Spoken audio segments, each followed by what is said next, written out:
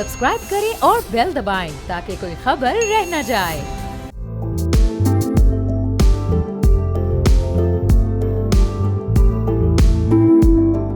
अस्सलाम वालेकुम, मैं अरबाब जहांगीर। आप देख रहे हैं प्रोग्राम व्यापार। डिवोस में वर्ल्ड इकोनॉमिक फोरम 2026 का आगाज हो चुका है, जिसमें 130 से ज़्यादा ममालिक के नुमाइंदे शरीक हैं, जिसमें 65 हेड्स ऑफ स्टेट या हेड ऑफ गवर्नमेंट भी शामिल हैं। वर्ल्ड इकोनॉमिक फोरम डिवोस 2026 में पाकिस्तान की शिरकत भी कई हवालों से गैर मामूली अहमियत रखती है। कई सालों के बाद पाकिस्तान एक बड़े वक्त के साथ डिवोस में मौजूद है, मगर इस बार एक नुमाया फ़र्क ये भी है कि पाकिस्तान का पवेलियन सरकारी नहीं बल्कि प्राइवेट सेक्टर के तहत कायम किया गया है। इस पवेलियन को पाथफाइंडर ग्रुप अरेंज कर रहा है, जो गुज़िश्ता चंद बरसों से पाकिस्तान की आलमी फोरम्स पर नुमाइंदगी में फैसिलिटेटर का किरदार अदा करता आ रहा है। इस स्ट्रेटजी से कॉस्ट कम मगर फ़ायदा ज़्यादा हो रहा है। एक सरकारी नेशनल पवेलियन के क़याम पर हुकूमत को लाखों नहीं बल्कि मिलियंस ऑफ डॉलर खर्च करना पड़ते हैं, जबकि इस तरह पाकिस्तान को आलमी बिजनेस और पॉलिसी हलकों में वही विजिबिलिटी निस्बतन कम अखराजात में हासिल हो रही है। अब ये तरीक़ाकार इस बात की भी अलामत है कि पाकिस्तान अब स्मार्ट डिप्लोमेसी और पब्लिक प्राइवेट पार्टनरशिप के जरिए आलमी सतह पर खुद को रीपोजिशन करना चाहता है। इस इवेंट का अहम तरीन सेशन इन्वेस्टमेंट इन पाकिस्तान है, जिसमें इन्वेस्टमेंट के एक्सपर्ट्स पाकिस्तान के इन्वेस्टमेंट क्लाइमेट पर बातचीत करेंगे। इस सेशन में खुसूसी तौर पर एशिया पाक इन्वेस्टमेंट्स के एग्जीक्यूटिव चेयरमैन समीर चिश्ती को दावत दी गई है। समीर चिश्ती पाकिस्तान की इन्वेस्टमेंट इंडस्ट्री का एक अहम तरीन और नुमाया नाम है, जो इस इवेंट में पाकिस्तान में इन्वेस्टमेंट अपॉर्चुनिटीज़ और प्राइवेट सेक्टर की अहमियत पर रोशनी डालेंगे।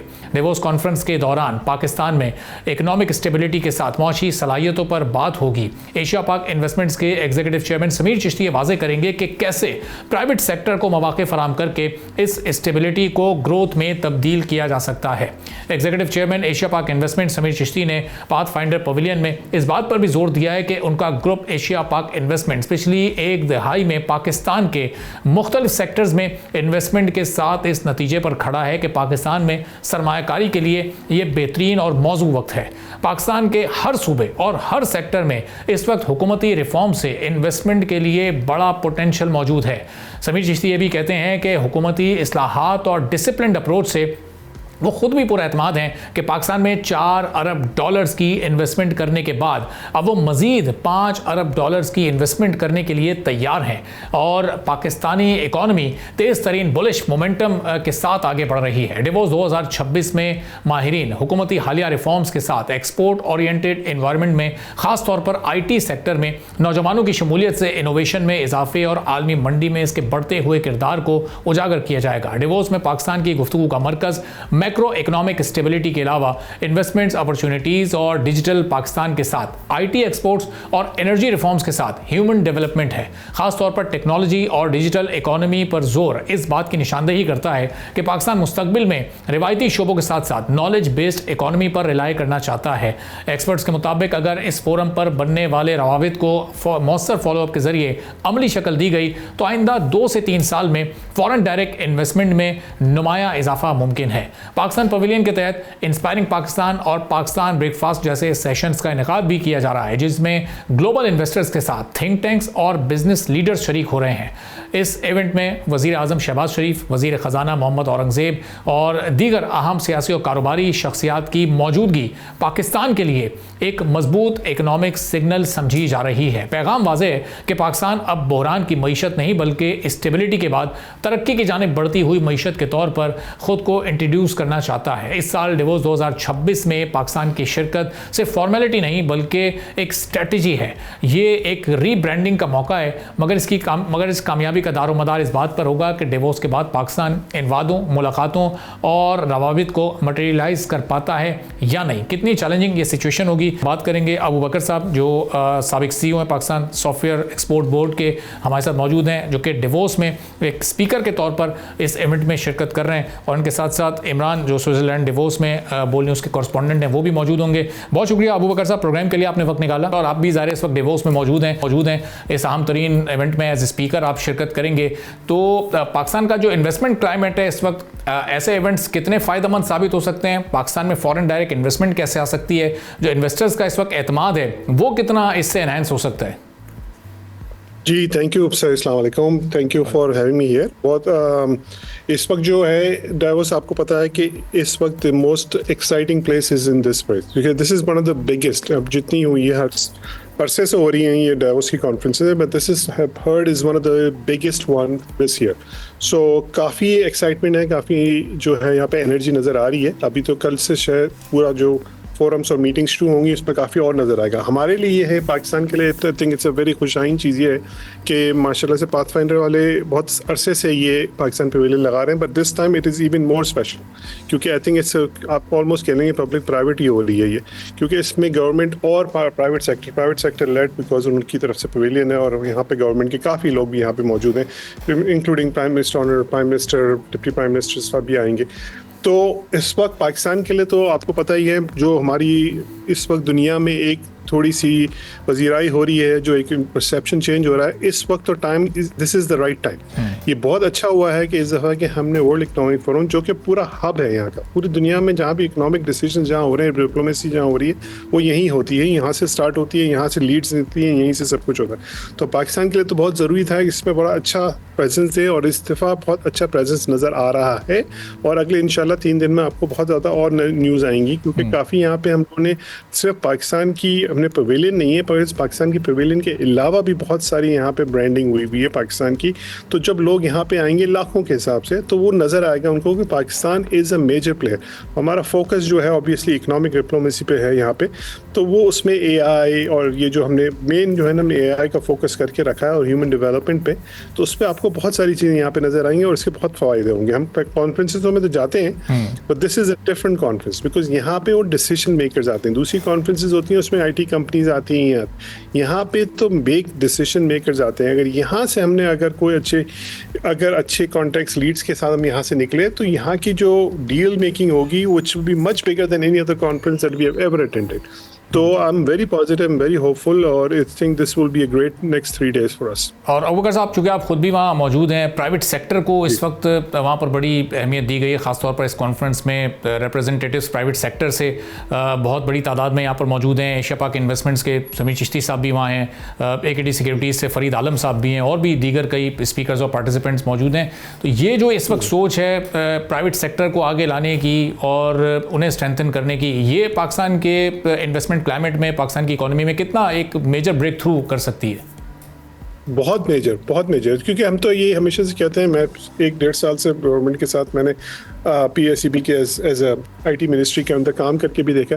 सबसे जो है ना, ग्रोथ जो आती है, जो मेजर ग्रोथ आती है, हमेशा प्राइवेट सेक्टर लेड ही होती है, और हमने भी हमेशा कोशिश यही की है प्राइवेट सेक्टर को ज़्यादा से ज़्यादा आगे फ्रंट में लाया जाए, ताकि ग्रोथ वहीं से आती है, काम उनको देना हमारा काम होता है, गवर्नमेंट का काम होता है फैसिलिटेट करना, इन्वायरमेंट कराना, सपोर्ट देना।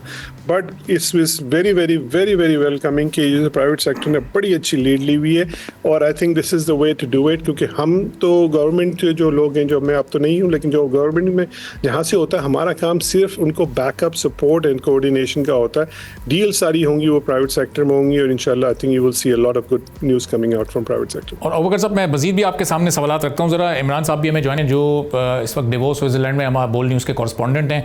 बहुत शुक्रिया इमरान साहब, आपने भी प्रोग्राम के लिए वक्त निकाला। इस वक्त डेवोस में माहौल क्या है? ज़ाहिर प्राइवेट सेक्टर के बहुत सारे लोग हैं, गवर्नमेंट ऑफिशियल्स कुछ पहुँच भी चुके हैं, बहुत सारे हाई ऑफिशियल्स पहुँचने भी वाले हैं। एक बड़ा ज़बरदस्त पब्लिक प्राइवेट पार्टनरशिप का ये वेंचर लग रहा है, और प्राइवेट सेक्टर को चूँकि इसमें बड़ी अहमियत दी गई है, तो इस वक्त क्या माहौल है, ख़ासतौर पर जो पाकिस्तान में इन्वेस्टमेंट का एक पॉइंट ऑफ व्यू है, वो कितना स्ट्रॉन्ग होगा इससे? इमरान साहब।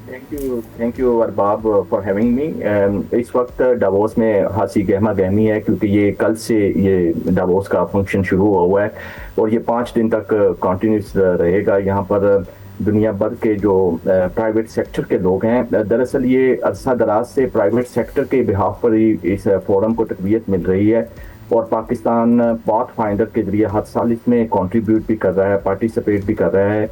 लेकिन इस साल इसमें सबसे अहम बात है कि पाकिस्तान के जो प्राइवेट सेक्टर्स हैं, ख़ासतौर पर कराची, लाहौर, पूरा पाकिस्तान के जो बिजनेसेस ग्रुप्स हैं, वो इसमें पार्टिसिपेट कर रहे हैं, और इसकी जो अहमियत है पाकिस्तान के हवाले से, वो मामूली अहमियत अख्तियार कर चुकी है। और आज भी राइजिंग पाकिस्तान के हवाले से एक बहुत बड़ी कॉन्फ्रेंस हो रही है, जिसमें अभी अबू बकर साहब भी शरीक हैं वहाँ पर।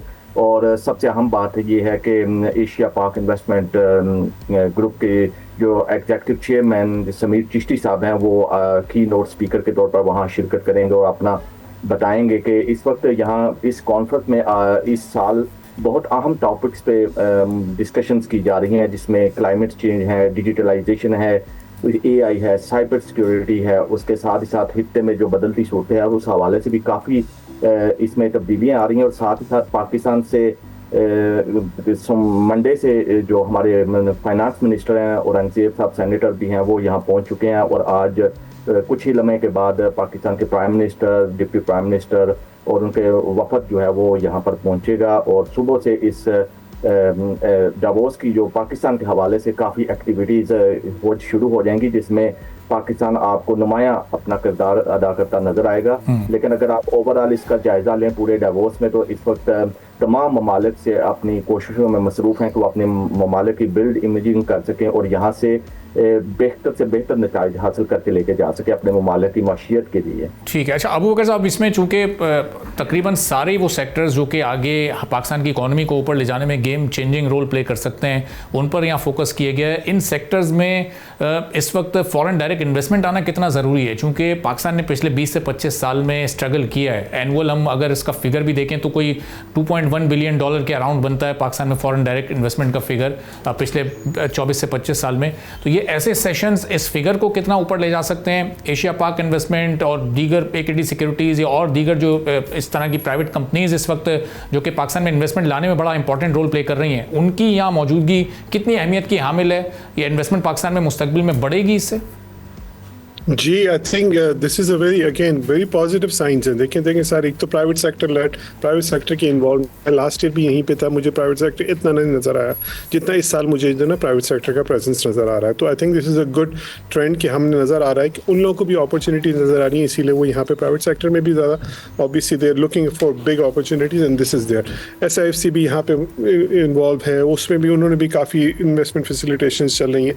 और सबसे बड़ा इंपॉर्टेंट पॉइंट ये कि this is a turning point for in the history of, देखा जाए ना तो एक डिजिटल जो रेवोल्यूशन चल रही है हर जगह, this is a very pivotal time और आई थिंक हम इस चांस को मिस कर ही नहीं सकते।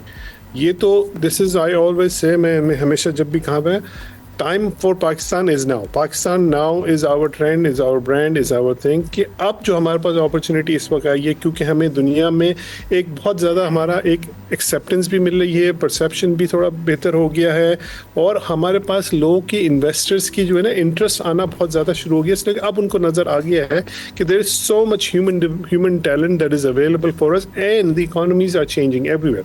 पूरी दुनिया में जो है ना टेक जो है ना एक बहुत मेजर शिफ्ट ला रहा है। उसका मतलब है कि नई डेवलपमेंट, नए टूल्स, नई टैलेंट की ज़रूरत है।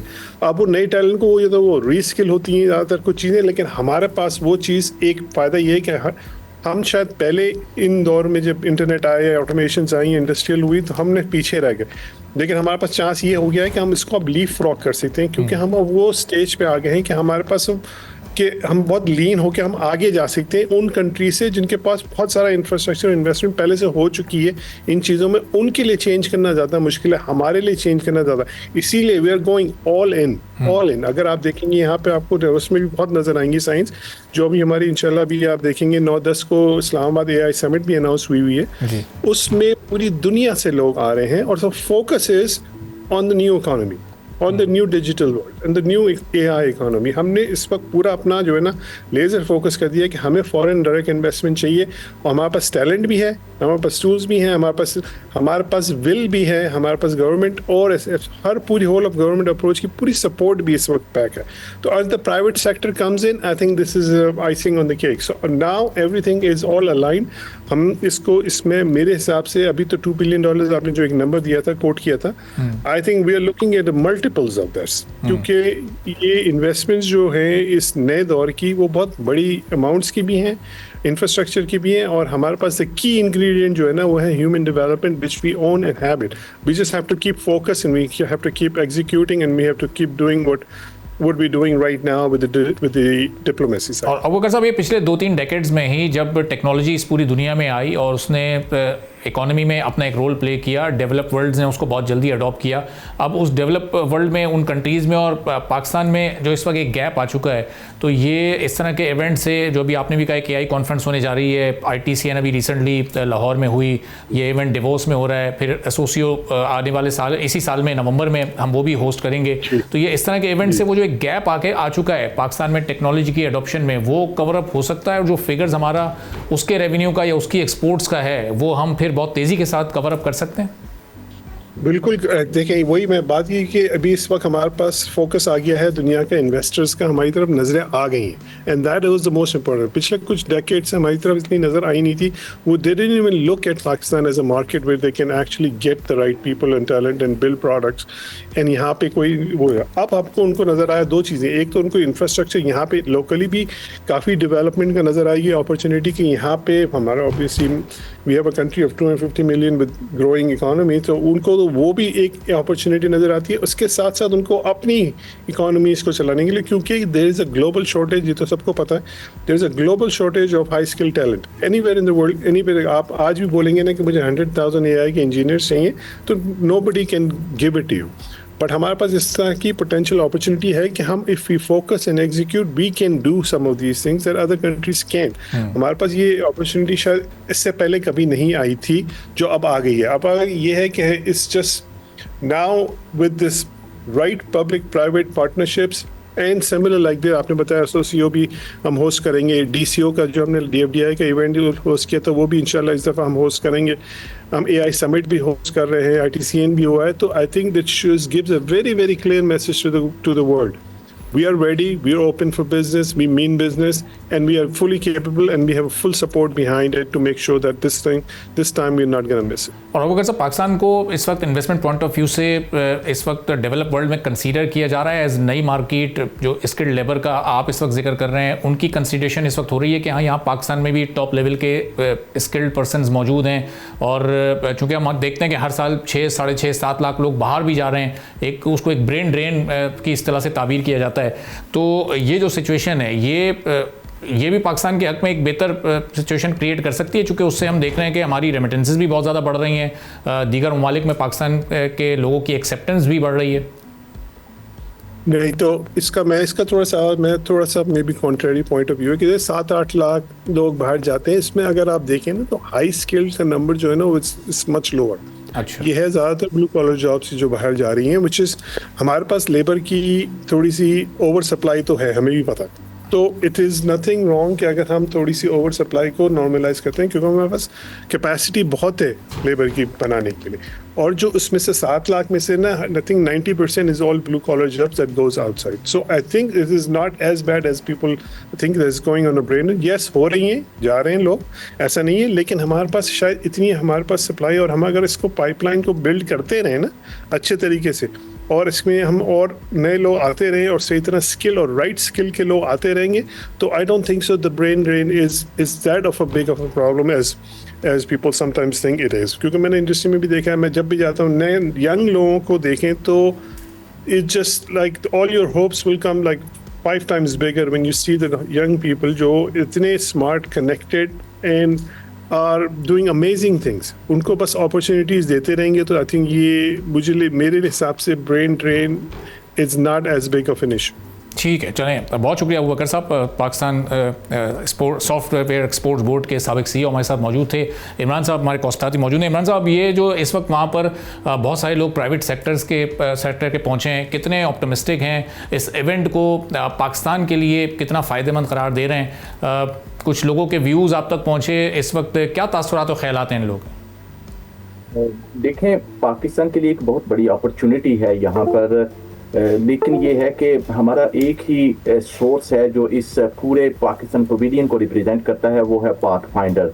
उस पाथफाइंडर की छतरी के नीचे पाकिस्तान पूरा अपने आप को रिप्रेजेंट कर रहा होता है दुनिया में। हालांकि अगर दूसरी तरफ देखा जाए तो वहाँ पर बहुत हमारे हमसाया ममालिक के जो उनके पूरी स्टेट्स के वहाँ पे पवेलियन लगे होते हैं, जो मेरे ख्याल से एक हमारे लिए ड्रॉबैक है कि हमारे प्राइवेट सेक्टर को खुद आगे आना चाहिए और यहाँ पर पाकिस्तान को रिप्रेजेंट करना चाहिए, क्योंकि ये इतना बड़ा फोरम है कि यहाँ पर दुनिया पूरी अपने एम्स, अपनी जो प्रोडक्ट्स ना सिर्फ लेके आती है उसको डिस्प्ले करते हैं, और खासतौर पर स्विट्जरलैंड तो है ही प्राइवेट सेक्टर में तब्दील हुआ है, यहाँ पर तो कोई भी गवर्नमेंट के अंदर इदारे नहीं हैं, यहाँ पर सारा प्राइवेट काम करता है और प्राइवेट लोग यहाँ पर। अब आपको मैं इसकी तरफ बताता चलूँ कि जब से अमेरिका ने कुछ टेक्नोलॉजी के हवाले से इकदाम लिए हैं तो यूरोप पूरे में एक बेचैनी की लहर है कि यहाँ पर इंफ्रास्ट्रक्चर नहीं है और इंफ्रास्ट्रक्चर जो डेवलप किया जा सकता है वो सिर्फ पाकिस्तान जैसे मुल्क में किया जा सकता है, क्योंकि वहाँ पर आपको एक लेबर मिल सकती है, आपको एक स्पेस मिल सकती है जहाँ पर आप विद इन टाइम स्पेस जो है वो टाइम स्पैन में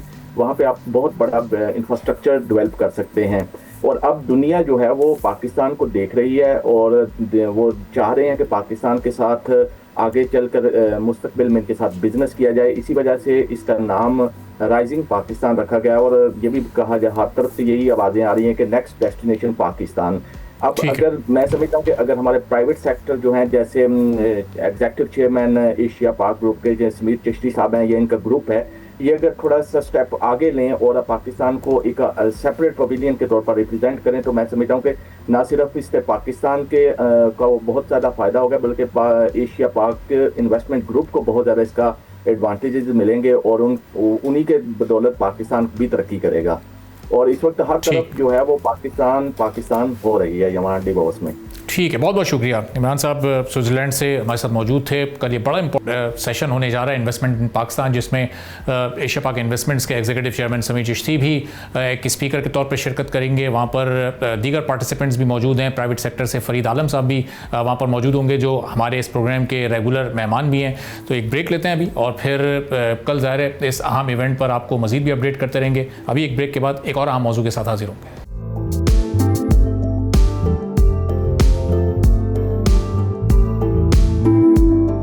एक बार फिर आपको प्रोग्राम में खुशामदीद कहेंगे। नेपरा की state of industry report 2025 Pakistan के पावर सेक्टर के लिए तशवीशनाक मगर हकाइक पर मबनी एक तस्वीर है।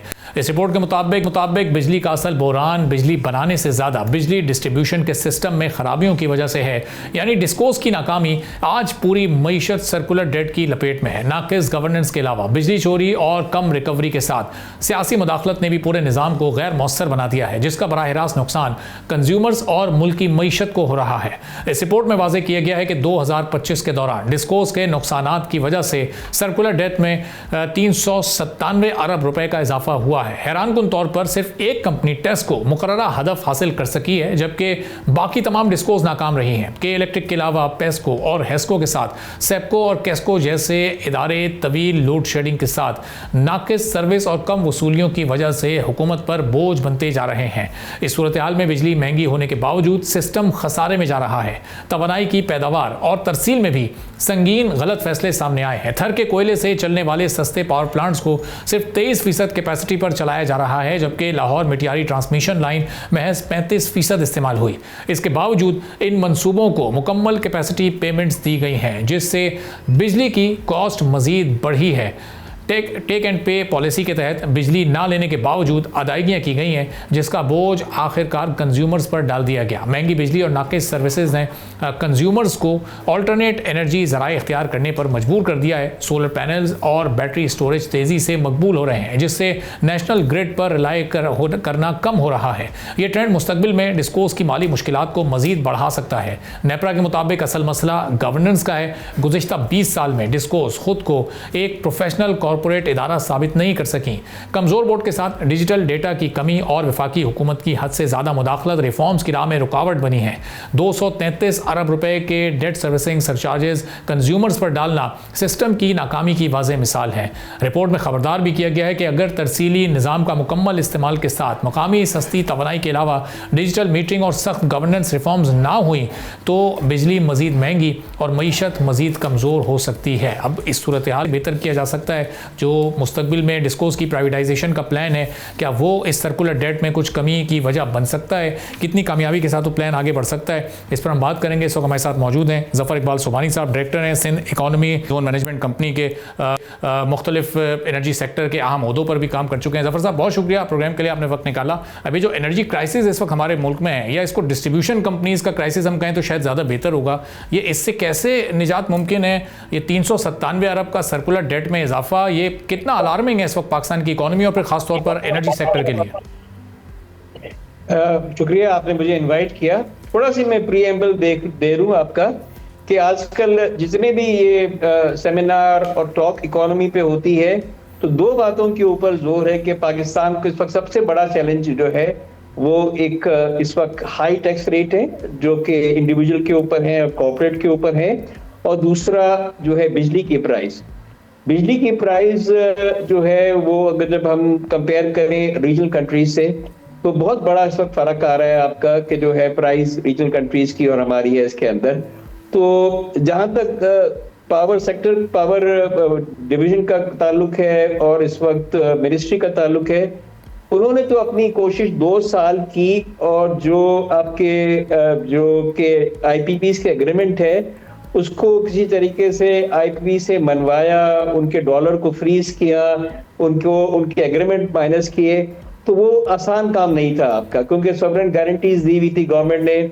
बहुत ज्यादा चैलेंज था आपके जो इन्वेस्टर्स बाहर के थे, तो वो चैलेंज बहुत था, और अभी जो है वो चीज हुई है, लेकिन और भी वहां पे करना है। अब आके जहाँ पे आप इस वक्त एक और भी बात है कि जो जनरेशन जो हमारी है वो हमारी 45,000 नेम प्लेट कैपेसिटी कंट्री के अंदर है, और हमारी पीक जो जाती है गर्मियों में जाती है जुलाई अगस्त में, जब एयर कंडीशनिंग और गर्मी कूच पे होती है, जब जाके हम 30,000 कैपेसिटी पे कंज्यूम करते हैं, और वैसा जो है आपकी हमारी जो जनरल एवरेज यूटिलाइजेशन है 35% है। जब 45,000 का हम आप पे कर रहे हैं आपका जो है इन आईपीपीज को, जो बहुत तेजी से जो जनरेशन जिन्होंने ऐड हुए हैं आपके between 2013 and 2020, anyway I mean government has done a good job. अब आगे वे फॉरवर्ड हमारा जो डिस्ट्रीब्यूशन एंड ट्रांसमिशन का जो एरिया है वो डिफरेंट डिस्कोज हैं, डिफरेंट जगहों के हैं, उसके ऊपर गवर्नमेंट ने अपने कोशिश की है कि जो है आपके ट्रांसमिशन लॉसेस को भी कम करें, डिस्ट्रीब्यूशन लॉसेस को भी कम करें, और रिकवरी भी इंप्रूवमेंट करें। बट जो आपकी रिपोर्ट आई है नेपरा की तकरीबन 3-4 दिन पहले, जिसके ऊपर मिनिस्ट्री ऑफ पावर ने भी अपने कमेंट किए, कुछ चीजों को डिनाई किया आपका, लेकिन अगर देखा जाए तो कोई हद्दुल इम्कान जो है कोई रियली एक क्रिटिकल हो कि जो है ना आपकी इंप्रूवमेंट आई है, वो नजर नहीं आ रही है जो एरियाज हैं। बट ये जो ट्रैवल वाला मुझे अभी भी हैरत हो रही है कि बड़ा लॉस वाला डिस्को था, वहां पे जो है मैं कोशिश कर रहा था मैं गूगल पे देख के कि क्या वजह से जो है वो इतनी इंप्रूवमेंट आई है, तो वजूहत नजर तो आ रही है कुछ, लेकिन कोई इतना मुझे क्लैरिटी नहीं है। बट जो लॉसेस वाले डिस्कोज हैं जहाँ पे हेस्को है, कैस्को है, पेस्को है और सक्खर इलेक्ट्रिक है, वही चाल है, वही लॉसेस है इसके अंदर है, तो वो इम्प्रूवमेंट नहीं है। और ये एक स्ट्रक्चरली भी चीजें हैं ना आपकी, अगर देखा जाए पावर सेक्टर में, तो अभी भी जो है एक यूनिट के अंदर आप 17.5 रुपए जो है वो कैपेसिटी चार्ज पे कर रहे हैं। आपकी एवरेज कॉस्ट कल परसों जो है वो आई है आपके थ्रू रिसर्च हाउस ने कहा है कि हमारी वेरिएबल कॉस्ट जो है वो 9 रुपए आई है, 9 रुपए सिर्फ कॉस्ट आई है, जो कि ज्यादा थोड़ी आई इसलिए कि जो है आपकी जो पावर प्रोजेक्ट जो उसके पावर के थे न्यूक्लियर वाले, वो पूरी तरीके से जो है ना यूज नहीं किया आपने, और ज्यादा यूज किया आपने जो है वो इंपोर्टेड कोल यूज कर लिया, तो 17.5 रुपए हमारी पर यूनिट की कॉस्ट आ रही है, जो कि हमने कैपेसिटी ऐड की है। तो बात ये कि नेपरा ने रिपोर्ट तो लिख दी है, लेकिन ये कई डिस्कोज हैं जहाँ पे इंडिपेंडेंट डायरेक्टर्स भी लास्ट 6-7 साल में चेंज भी हुए, लेकिन अभी जो एक मुल्क की ओवरऑल एक सिस्टम है कि जहाँ पे कोई चीज स्ट्रक्चरली तो बहुत तरीके से टाइम लगता है, आपकी इकोनॉमी स्टेबल है, चीजें आ रही हैं, लेकिन जो स्ट्रक्चरल चेंजेस हैं आपकी, जो इस वक्त जो बात, आज भी एक मैं सेमिनार में गया था, तो अच्छे एक पुराने बहुत मशहूर आपके जो है बिजनेस जो रिव्यू करते हैं, उनका ये था कि हमारी चीजें एक स्टेबिलिटी तो आ रही है, लेकिन जब तक हमारे अंदर स्ट्रक्चरली हम चीजों को नहीं करें, डिस्कोर्स की जो इम्प्रूवमेंट की बात है वो स्ट्रक्चरल चेंजेस हैं। अच्छा। कि आपकी डिस्ट्रीब्यूशन ट्रांसमिशन है, और जहाँ पे इनको खर्चे करने हैं ओवरऑल ग्रिड के अंदर, और जहाँ पे ये साउथ से नॉर्थ अपनी बिजली की ट्रांसमिशन सही करें, जब तक हम बिजली की कॉस्ट हाई करते रहेंगे, हमारी एक्सपोर्ट दिन ब दिन जो है बहुत ही पैथेटिक परफॉर्मेंस रही है हमारी। अच्छा जब ये भी बताएगा कि ये स्ट्रक्चरल चेंजेस फिर हुकूमत स्टेट ओन एंटरप्राइजेस के तौर पर ही ये लेकर आए ये सारे रिफॉर्म्स, या फिर जो ये प्राइवेटाइजेशन का भी सोच रहे हैं ये एक सही पॉलिसी हो सकती है इसके? और जब हम इस पर बात करते हैं तो हमें के इलेक्ट्रिक की जो एक नाकाम तरीन मिसाल है प्राइवेटाइजेशन की, उसको भी फिर सामने रखना होगा, जो अभी भी गवर्नमेंट की सब्सिडीज पर और नेशनल ग्रिड पर ही इन्हिसार कर रही है।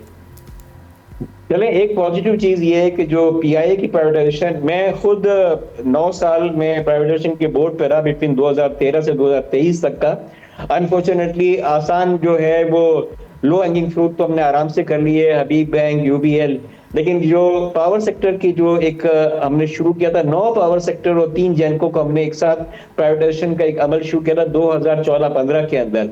अनफॉर्चुनेटली पॉलिटिकल विल और आखिर में पॉलिटिकली जो इस वक्त मुल्क में उस वक्त जो है आपका जो है ना हंगामा मुल्क में था 2014-15 के अंदर, सारी चीजें जो है ना वो रिवर्स हो गई इसके अंदर। जबकि मुझे याद पड़ता है फेस्को की तो जो है वो ईओआई की नौबत भी आ गई थी, जबकि जो उन्होंने बिडिंग भी एक बड़े पाकिस्तान के ग्रुप ने कर ली थी। अब हम आ जाए 2024, 25, 26 के अंदर, मेरी जो चूंकि मेरे दोस्त भी हैं आपके जो मिनिस्टर फॉर प्राइवेट प्रोडक्शन, उससे भी मेरी उनसे बात होती है, तो ये अमल का एक शुरू हो गया है जो फेस्को को और जैन को और गुजरांवाला को और इस्लामाबाद को, इन तीनों को जो है वो इस वक्त प्राइवेटाइजेशन में है और बाद में इन्होंने दूसरे जो लॉसेस वालों को भी रखा है। चैलेंजिंग बहुत ज्यादा है बिकॉज जिस तरह पीटीसीएल के मसले आए थे कि लैंड अपनी ओन नहीं करते, रेंटल, ये मसले और है। लेकिन मैं ये कहता हूँ कि मुल्क के अंदर एक अच्छी सी चीज आई है कि पीआईए जो है वो एक ओपन बिडिंग के ऊपर, जहाँ पे लोगों को कुछ बोलने के लिए नहीं है, वो जो है वो है। बट जहाँ पे आपने केई की बात की है तो we have to learn lesson कि केई में क्या हुआ आपका। केई में बहुत सारी चीजें ओपन छोड़ी हुई थी आपकी, तो ये छोड़ के हमें जितनी जल्दी। अच्छा, दूसरी बात ये कि प्राइवेटाइजेशन के अंदर बहुत सारे फॉर्मूले पे कर रहे हैं, मे बी वो जो है उनको जो भी एक है तो मे बी ऑपरेशन के लिए दे दें कि आप मैनेजमेंट ऑपरेशन कर लें 5 साल के लिए। तो जब मैं बोर्ड में था प्राइवेटाइजेशन में तो ये चीजें वर्ल्ड बैंक से डिस्कस हो रही थी, बिकॉज जिस तरह अपने चीजों को आपका पीआईए में पुराने सारे लॉसेस इन्होंने पीआईए होल्डको में पार्क किए, ये चैलेंजेस यहाँ भी आएंगे डिस्कोर्स में है। तो 2-3 ऑप्शंस के ऊपर डेफिनेटली। और जबरदस्त जो असल रियल प्रॉब्लम है, क्या उसका इदराक इस वक्त हुकूमत को है? नहीं, जेनकोस का असल प्रॉब्लम है कि बिजली बनाना इस वक्त महंगा है, फ्यूल महंगा इस्तेमाल हो रहा है, या असल मसला डिस्कोस का है कि उनकी रिकवरी बहुत कम है या नुकसानात बहुत हो रहे हैं, लाइन लॉसेस बहुत ज़्यादा हैं? असल मसले का इस वक्त इदराक है हुकूमत को है नहीं? और आपकी नज़र में असल मसला क्या है? जनरेशन में इंप्रूवमेंट आई है। जनरेशन में जो गवर्नमेंट ने एग्रीमेंट जो है ना वो किए हुए, फ्रीज कर दिया डॉलर को और इस तरह के जो है ना कुछ किया है, उसमें आई है इसके अंदर। अब जो जनरेशन में जो है जहाँ पे इकोनॉमिक ऑर्डर को फॉलो करते हैं, बिकॉज ट्रांसमिशन की लाइनें जो हैं वो जो है उसका यूटिलाइजेशन नहीं हो रहा, तो आप सस्ती वाली बिजली जो है ना आगे नहीं कर रहे। तो जनरेशन का मसला बहुत बड़ा नहीं है, उसको कर रहे हैं और रेट भी जो है ना वो कम हुए, इसके लेके आपका रिन्यूएबल का पोर्शन भी बढ़ा है, हाइड्रो भी जो है ना इम्प्रूवमेंट भी है, न्यूक्लियर वाला सस्ता है, वो तो इम्प्रूवमेंट आ रही है। डिस्कोस के अंदर जो है जो इम्प्रूवमेंट है वो खातिर खा नहीं आई है, जो नेपरा की रिपोर्ट ने बड़ा क्लियर लिखा है। आई थिंक जो आपका मिनिस्ट्री ऑफ पावर जो है उनको और जो आपके जो आपका सेटअप है, कॉर्पोरेट सेटअप है इनका, और देन में प्रोविंसेस को भी थोड़ा सी जो है ना, क्योंकि जो लॉसेस जो हैं ये ज्यादातर आपका देखा जाए तो आपका सिंध में हेस्को और आपका सक्खर में है और पेशावर में, कोयटा में है। ये प्रोविंसेस भी जो है ना उनको भी अपना रोल प्ले करना चाहिए, बिकॉज जाहिर है कि ये लॉसेस हैं, हर एक को पता है कि लॉसेस क्यों आ रहे हैं, बहुत ज्यादा जो है ना यहाँ पे चीजें हैं। तो ये चीजों के ऊपर फेडरल गवर्नमेंट डेफिनेटली उन्होंने अपना बोर्ड किया, ये है। पर आई थिंक कि मुल्क की बका के लिए, क्योंकि देखिए ना लोड शेडिंग इतनी ज्यादा इन इलाकों में हो रही है, 12-12 घंटे नहीं आती है, इसलिए कि अगर वो पूरा 24 घंटे करें, पावर की सप्लाई तो बहुत अवेलेबल है, 35% यूटिलाइजेशन है, लेकिन अगर ये पूरी पावर करें तो आपके लॉसेस कहां से कहां हो जाए आपका। जिस तरह कराची में है, कराची में 70% एरिया को कोई लोड शेडिंग नहीं है आपका, 30% एरिया के अंदर डिपेंडिंग कि कहां पर कितनी लॉसेस हैं, कितनी रिकवरी है, वो किया है। तो ये जो इस वक्त जो है जनरेशन के ऊपर काम हो रहा है, नई जनरेशन जो आ रही है वो हाइड्रो की आ रही है, बाकी चीजें रोकी नहीं है, रिन्यूएबल के नए प्रोजेक्ट आ रहे हैं, आपके विंड के और सोलर के, वो जनरेशन की कॉस्ट जो है वो कम होगी। प्रोजेक्ट कुछ आपके आईपीपीस के एग्रीमेंट एक्सपायर हो रहे हैं आपके, और जनरली ब्रेक लगा हुआ है। जफर साहब, एक आखिरी सवाल कि अब ये इसका मतलब कि अगर 2 या 3 डिस्कोस को भी प्राइवेटाइज इनिशियली किया जाता है तो उसके पॉजिटिव रिजल्ट्स आएंगे, और आहिस्ता आहिस्ता ये जो एनर्जी सेक्टर पर बोझ है सर्कुलर डेट की सूरत में, इसमें किसी हद तक कमी नहीं तो एक ये कम से कम एक स्टैटिक हो जाएगा। मुझे जो है उम्मीद है कि जून 2026 से पहले इस जो डिस्कोस की प्राइवेटाइजेशन में है, 3 डिस्कोस को वो एम कर रहे हैं, वो 3 डिस्कोस, और जिस तरह पीआईए में इन्होंने एक अपना out of the box structure किया है ना, उस तरह पीआईए को करना पड़ेगा, या मैनेजमेंट एग्रीमेंट देना पड़ेगा 5 साल का, या उसको इस तरीके से जिस तरह पीआईए किए थे। तो मेरी उम्मीद है कि ये इंशाल्लाह नेक्स्ट 5 मंथ्स जून तक का है, they will be able to succeed, because एक मोरल थोड़ा सी हाई हुआ है पीआईए की वजह से। ये जब करेंगे तो उसके अंदर थोड़ा सी जो है ना वो लॉसेस कम होंगे, बट अगेन जितनी जल्दी करें आपकी एक्सपोर्ट को वायबल बनाने के लिए है, क्योंकि हम compete नहीं कर पा रहे हैं। और हमारे टेक्सटाइल के जो दोस्त हैं, अनफॉर्चुनेटली मैं तो जब से मैंने एक्टिव पार्टिसिपेट किया है अपने बिजनेस में और अपने इसके अंदर, मैंने देखा है कि वो खुद नहीं कर रहे होते हैं, उनको भी बहुत चीजें इनोवेशन करना चाहिए। दुनिया कहाँ से कहाँ निकल गई है, हमारा अभी भी जो है ना पर यूनिट कॉस्ट टेक्सटाइल की आपकी जो सेलिंग प्राइस है वो लोएस्ट इसके अंदर है। हम सबको बिजनेसमैन को भी इनोवेशन करना चाहिए, सारी चीजें हम गवर्नमेंट पे नहीं छोड़ना चाहिए, हमें खुद भी करना चाहिए। बट जिस तरह जनरेशन के एरिया में इंप्रूवमेंट आई है, उसी तरह ट्रांसमिशन एंड डिस्ट्रीब्यूशन के अंदर जो एक बॉटलनेक्स आपके हैं, आज भी आर्टिकल आया था उसका नेपरा का, उन्होंने पूरा ट्रांसमिशन और डिस्ट्रीब्यूशन के चैलेंजेस हुए, जिसकी वजह से आप हाई बिजली की प्राइस पे करें, उस पे कंट्रोल करें, और डिस्ट्रीब्यूशन के जो आपके जो हैं जो हाई लॉसेस हैं उनको जो है, जिस तरह सक्खर को और आपका हैदराबाद को भी उन्होंने मेरा ख्याल है प्राइवेटाइजेशन की लिस्ट में अभी लास्ट 2-3 हफ्ते पहले इंक्लूड किया है। तो हम करेंगे तो इंशाल्लाह इंप्रूवमेंट आएगी। बट बिजली जो है सबसे इंपॉर्टेंट चीज है, अगर मुल्क को आगे तरक्की करना है, जीडीपी को हमें जो है ना, ये 3.5 पर जीडीपी काम नहीं आएगी। आबादी जो है वो हमारी 2.5% बढ़ती है।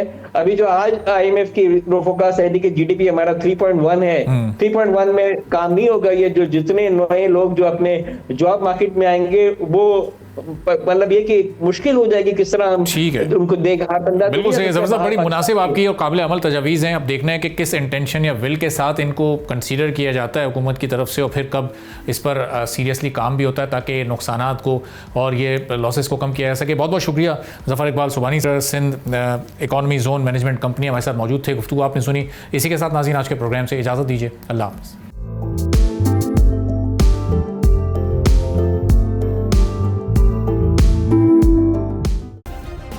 सब्सक्राइब करें और बेल दबाएं ताकि कोई खबर रह न जाए।